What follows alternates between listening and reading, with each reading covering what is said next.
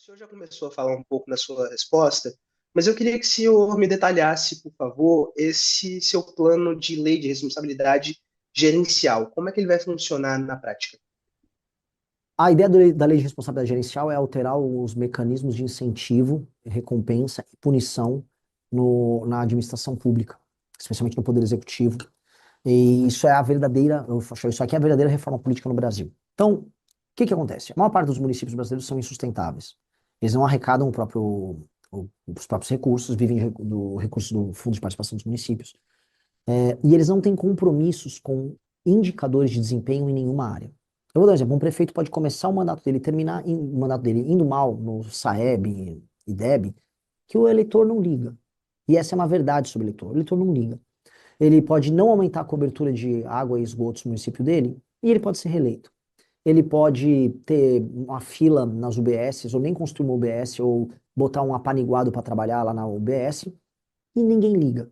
A taxa de reeleição nos municípios mais pobres é extremamente alta. Então, como é que pode um município que não apresenta, vamos dizer, métricas de desempenho favoráveis, apresentar uma alta taxa de reeleição dos prefeitos? É porque são os lugares onde há a compra de voto no Brasil. Isso precisa ser entendido dessa maneira. A compra de voto, a uma política de cooptação, o uso da máquina da prefeitura para cooptar as pessoas, e as pessoas são muito pobres, né? Então, como elas dependem do Estado, nesses municípios, é, isso gera um sistema de incentivo para que políticos ruins cresçam, porque são políticos baseados na cooptação do eleitor.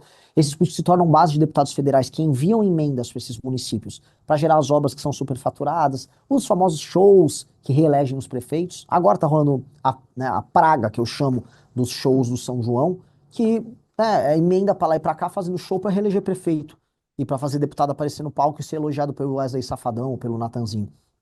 Esse é o diagnóstico. Como mexer nisso? Nós vamos colocar um comissariado atuando nos municípios junto com o prefeito, acompanhando a execução do orçamento. E haverá uma série de indicadores públicos que os prefeitos terão como meta, independente da linha política do prefeito, terão que obedecer. Então, se ele pega, vamos supor, um município que tem 10% de cobertura de esgoto e água, ele tem que entregar, sei lá, com no mínimo 20.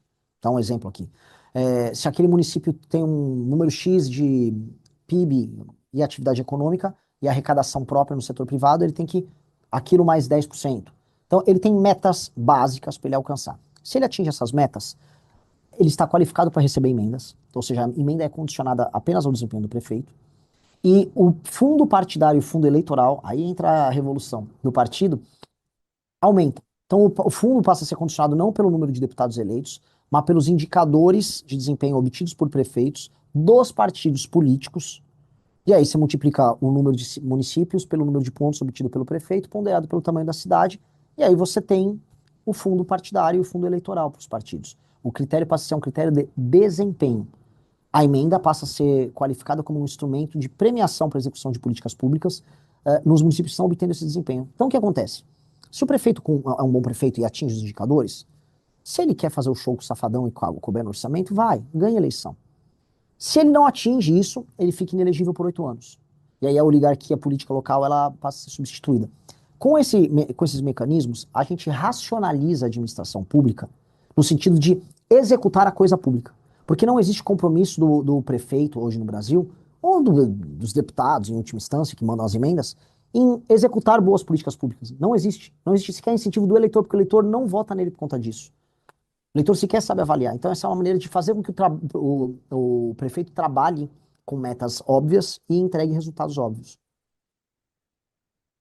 É, Renan Santos, isso aí é muito ousado, né? Porque você está mexendo aí em pontos bem sensíveis da política brasileira, emendas parlamentares, o fundo partidário, né?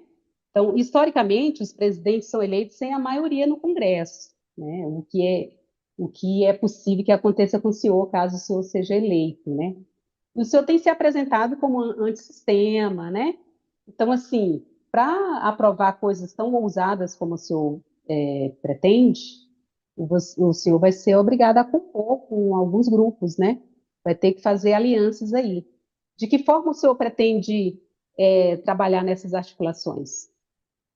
Eu pretendo fazer uma maioria precária. Quando eu chamo de maioria precária, é uma maioria tênue para aprovação de projetos de lei.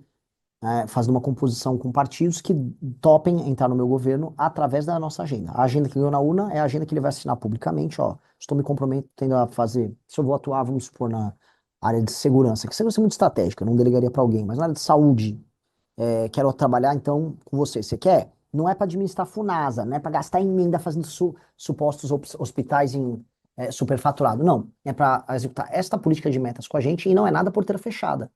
Não existe, por exemplo, os quadros técnicos de todos os ministérios vão ser nomeados pela nova gestão. A gente vai fazer uma reforma de RH gigante no governo. A gente tem que trazer gente adaptada aos sistemas de meta na gestão pública e que trabalhe com tecnologia. Hoje a IA vai fazer uma revolução na saúde. O partido se comprometeu, quer colocar um gestor para participar do ministério conosco, para executar essas políticas políticas que ganham a eleição? Bem-vindo, bem-vindo. Então eu quero ter uma maioria tênue para fazer projetos de lei, e para PECs que serão necessárias, aí o governo federal tem que entrar por convencimento para formar a maioria geral. Agora, o modelo atual de cooptação não dá. Não dá e não será feito.